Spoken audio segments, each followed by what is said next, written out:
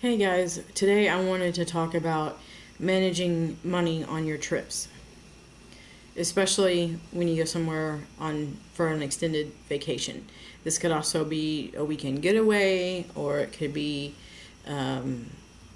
just a family reunion, or any place that you're going to be where you're gone for a couple of days or more.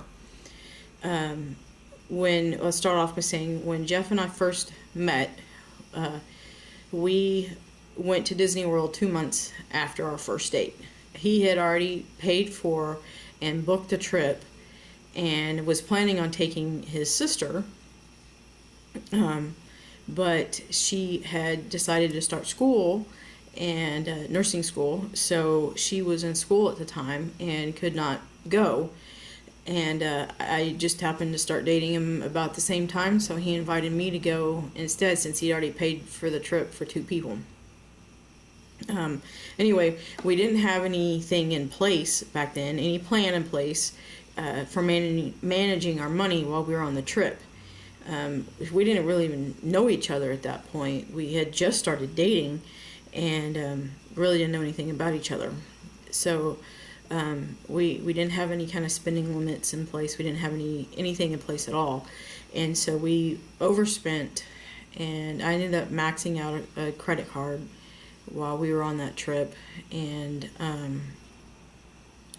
after we got back and I realized what I'd done, I decided to do something about it and get our vacation spending under control. He's been all for it, and he's enjoyed the way that we do things now, and it's become part of our scrapbooking. It's become part of our scrapbooking thing too. What I'm about to explain as far as managing our money. I started thinking about something that my uncle does, and he doesn't use the envelopes that I'm about to explain, but he pretty much for his finances every month he allots a certain amount of money for each bill. And so if a bill goes over whatever his allotment was, so say like he's like, I'm only going to spend $150 a month for my electricity, whatever. So if the bill goes over $150, then he has to pull from another bill to pay that overage. And so it kind of keeps him on track of his spending for his bills. So I remember what he was doing on that, and so I decided to kind of implement that with our vacations. But what I decided to do, and we've done it ever since, is I get envelopes, just regular envelopes. You can get a box of 80 of them. They don't have to be the security kind. They can just be the regular envelopes if you want, but you can get them for very inexpensive over at Office Depot or Walmart or Walgreens or wherever it is that you buy your office supplies. But I keep a box of envelopes here in our crafting room at all times. And so whenever we start planning a vacation, I pull out enough envelopes to cover one envelope for each day that we're going to be gone. And so if we're going to be gone for 5 days, then I get out 5 envelopes.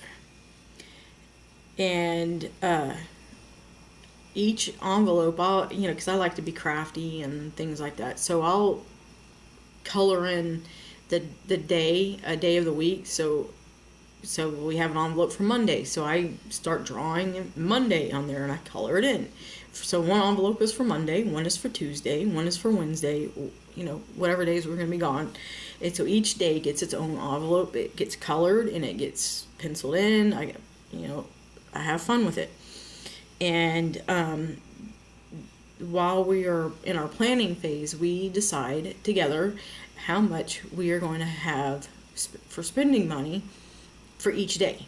So just for grins, let's just say we decide we're going to have a $200 a day spending limit. So if we don't go with the dining plan for that day, because we usually get the dining plan, then that means that our food for that day would have to come out of that $200. Otherwise, that is for souvenirs, it's for snacks, it's for whatever we want to spend on that day.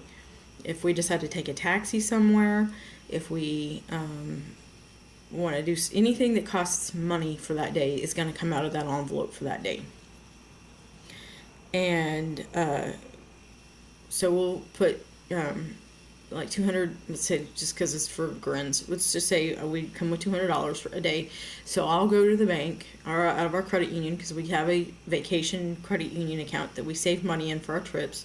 So I'll go and say like we're gonna be gone for 5 days, so that's $1,000. So I'd get it out $1,000. I split it up into $200 groups and put $200 in each of the envelopes. We used to use traveler's checks, and we would put the traveler's checks in the envelopes, and that we're absolutely fine with that. If that's what you want to do, is get traveler's checks and put those in the envelopes, that's cool too. And we've also done gift cards. So we would put gift cards in the envelopes as well. But recently we've been doing cash. So, and we're fine with putting the cash in the envelopes.